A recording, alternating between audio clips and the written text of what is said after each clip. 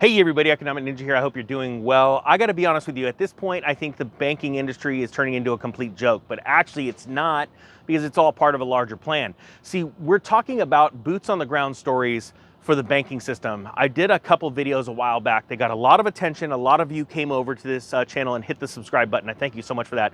And it was based on a story, a couple stories of someone that I know that was trying to get money out of the bank and could not get it out of the bank. I got a lot of stories from you guys, and this one I want to share because this has to do with Canada, but it's happening all around America right now where people are going and getting money. As a matter of fact, a buddy of mine, Chris Taylor from Financial Fitness, he actually did a video with his wife after I did that video about not being able to pull out the $5,000. And they said, and I quote, "This must be a California thing because we've never had an issue."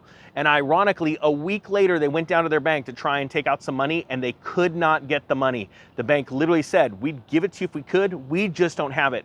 Here's what people need to understand. This is part of a larger plan of slowly weaning you off of cash. They're making it difficult. We've already seen JP Morgan Chase has come out and said, if you own a business, you're going to get charged for cash withdrawals and cash deposits.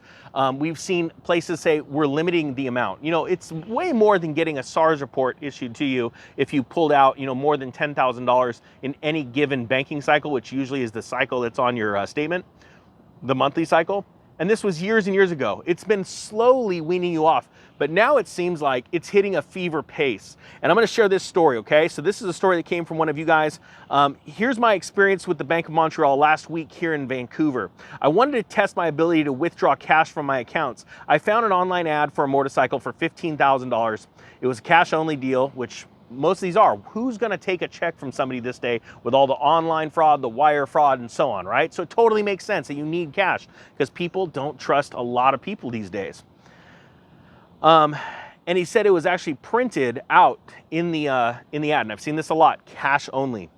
I went to the teller and asked for $15,000 in $100 bills. The bank teller was shocked that he asked this, and he said if he could asked if he could wait, and he went and talked to his manager. He said that he was trying to get more information from the manager. The manager came over and asked why he couldn't use a check or a bank draft, and he explained to him that he couldn't because it's a cash only deal. I'm buying a motorcycle. Says they took a couple of steps back, whispered a little bit more, and then they said they could only give him $5,000 that day because they were short on cash, and it would take 1 week to get the other 10 grand. Well, now he explained to them, he goes, well, that's useless because there's multiple buyers trying to buy this motorcycle. I'm going to lose the deal anyway. Point being is, and this is where it's very important, right?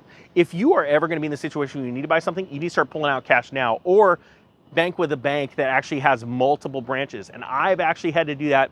As a matter of fact, I had this issue a couple of years ago when I was flipping trailers with my buddy. There were times where we couldn't get enough cash out of one branch and we had to go to multiple branches. One time I had to take $15,000 or $16,000 out, if my memory serves me right, and I had to go to 3 branches. So it took me literally a couple hours because each branch, was 15 minutes away from each other, going and getting those things. I guess it wasn't that long, maybe an hour of my time, hour and a half. Point being, it was a huge inconvenience. Now, today, those branches do not have that much at all. So the point being is you need to be prepared, right? But you also need to look at the bigger thing, the bigger scheme right now going on behind the scenes. That is that right now cash is being phased out. And what blows me away, and that's why I say, I feel like, am I the only one in the room that thinks this is an absolute joke? That's the point, that people do not understand that they're phasing out cash to move you into a central bank digital currency. And the question is, what is that transfer going to look like? What's that value transfer going from, physical cash, a US dollar-based system, to now a digital currency system?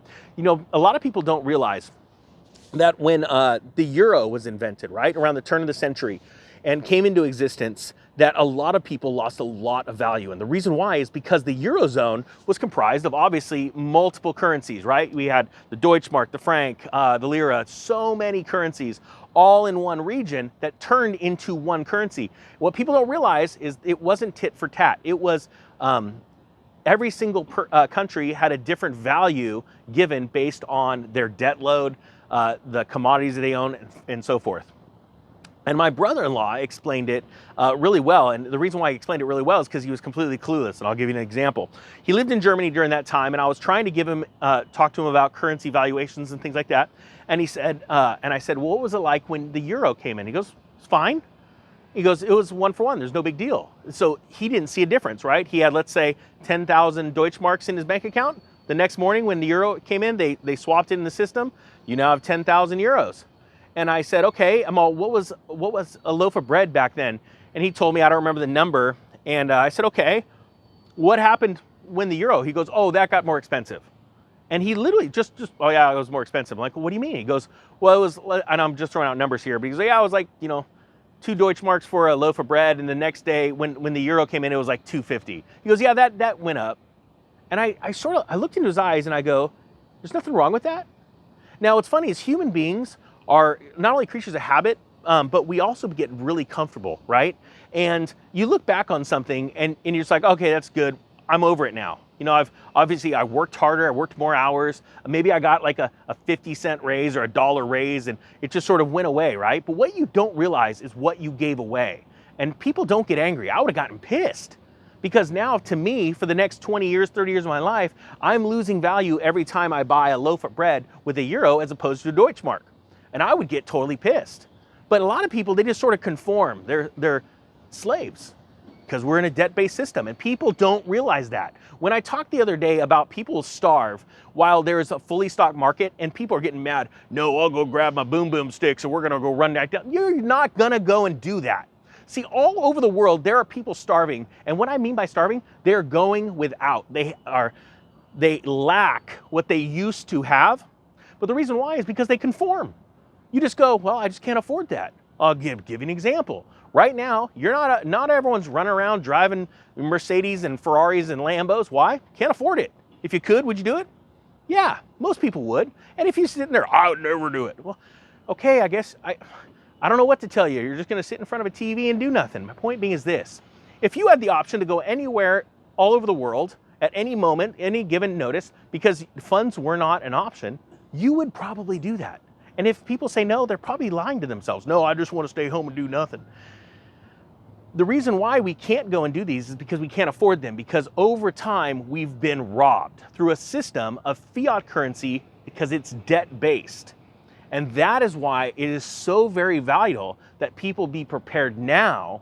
And that is like, hey, if you want to go buy a motorcycle, have the cash out ready. If you know that there's a currency revaluation coming, because we're literally switching to a digital currency all around the world. It's already been announced multiple times. And they're going to do this next year. They're planning, by July, this whole deal should be put out.